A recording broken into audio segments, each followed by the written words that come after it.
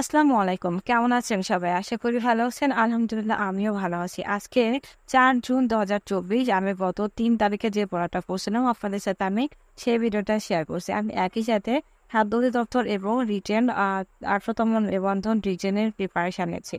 তো আমি এখানে সবার ১ম এ পড়ার রুটিনটা তৈরি করে নিচ্ছি। আর এখানে পড়ার জন্য আমি আজকে নিয়েছি বাংলা থেকে সাহিত্য অংশ থেকে আধুনিক যুগের যে কাব্যগ্রন্থ যে ছকটা আছে সেটা পড়ব।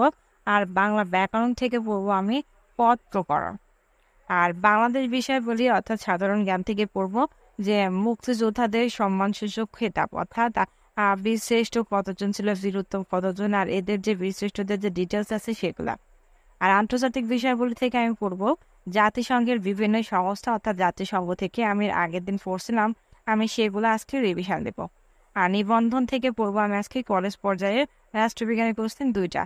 আমি প্রত্যেকদিন রাষ্ট্রবিজ্ঞানের সকালে স্কুলের একটা আর বিকালে কলেজের একটা পড়ি। আর যেদিন ২টা হয় না সেদিন রাষ্ট্রবিজ্ঞানের যে কোনো একটা পার্টের আমি ২টা পড়ি।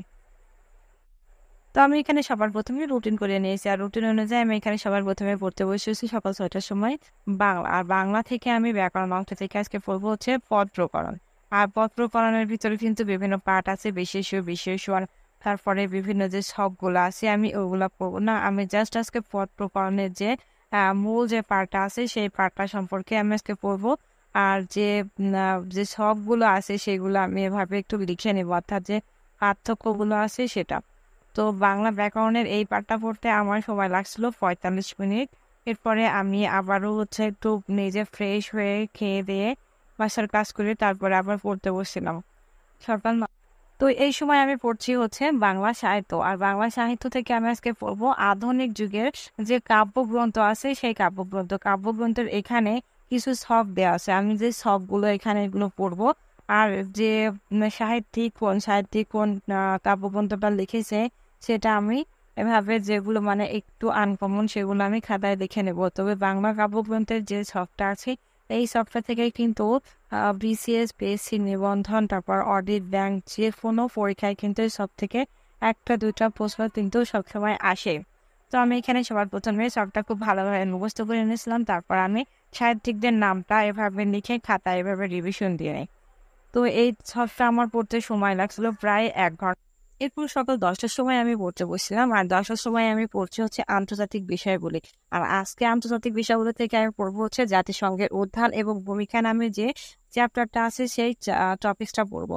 আর জাতিসংঘ অর্থাৎ আন্তর্জাতিক বিষয়গুলি থেকে আপনারা কোনো টপিক্স পড়েন বা না পড়েন, শুধুমাত্র এই যে জাতিসংঘ এবং জাতিসংঘের যে মূল অঙ্গ সংগঠন বা সংস্থাগুলো আছে এইগুলা যদি আপনারা পড়েন তাহলে আমি আপনাদেরকে বলছি এখান থেকে কিন্তু আপনারা যে কোনো পরীক্ষায় আন্তর্জাতিক বিষয়গুলি থেকে ১ থেকে ২ মার্ক এমনকি ৩ মার্কও পেয়ে যেতে পারেন, কারণ এই টপিক্সটা খুবই ইম্পর্টেন্ট।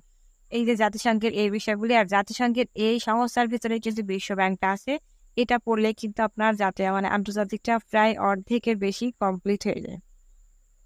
জাতিসংঘের এই টপিক্সটা এর আগে আমি একবার পড়ছিলাম, আজকে আমি এই টপিক্সটা আমার মনে আছে কিনা এর জন্য আমি রিভিশন দিচ্ছি। অর্থাৎ এর ভিতরে যেটা না হবে সেটা আমি এভাবে আন্ডারলাইন করে মার্ক করে রাখছি, এটা আমি পরবর্তীতে পড়বো।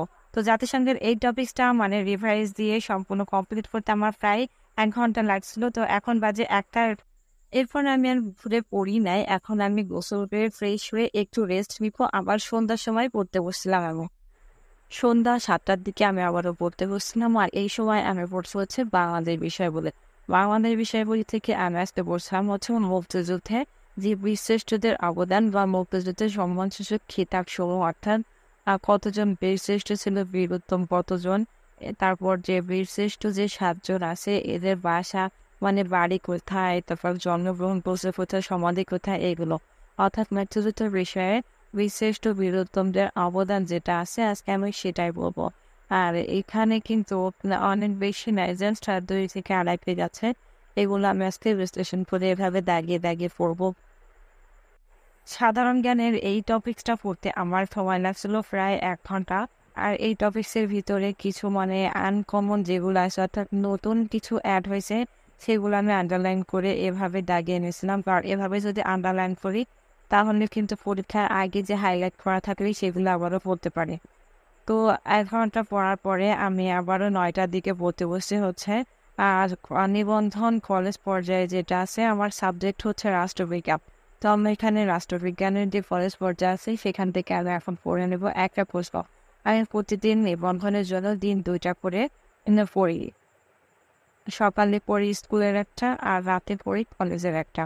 আর প্রত্যেকদিন পড়ার আগেই কিন্তু আমি আগের দিনের পড়াটা রিভিশন করে নিই, কারণ আমরা এমসিকিউ কিন্তু অনেক পড়ার পর মুখস্থ করি, বা এটা এই যে নিবন্ধনে বড় যে প্রশ্ন বলে এটা কিন্তু এখন ওইভাবে মুখস্থ হতে যাচ্ছে না, তারপরে আবার ওইগুলো ভুলে যাচ্ছি। এই জন্য আমি আগের দিনের পড়াটা রিভিশন দিয়ে নিই। আর নিবন্ধনের এই পড়াটা পড়তে পড়তে আমার 11টা বেজে গেছিল। এরপরে আমি আর পড়ি নাই। তো এই ছিল আমার আজকের পড়ার রুটিন। পরবর্তী দিন আমি আবারও আপনাদের সাথে আমার আরেকটা পড়ার রুটিন শেয়ার করে দিব। আমার ভিডিওগুলো যদি কোনো আপু ভাইদের ভালো লেগে থাকে তাহলে আমার চ্যানেলটা সাবস্ক্রাইব করে আমার সাথেই থাকবেন। আজ এই পর্যন্ত, সবাই ভালো থাকবেন, সুস্থ থাকবেন আর আমার জন্য দোয়া করবেন। আমি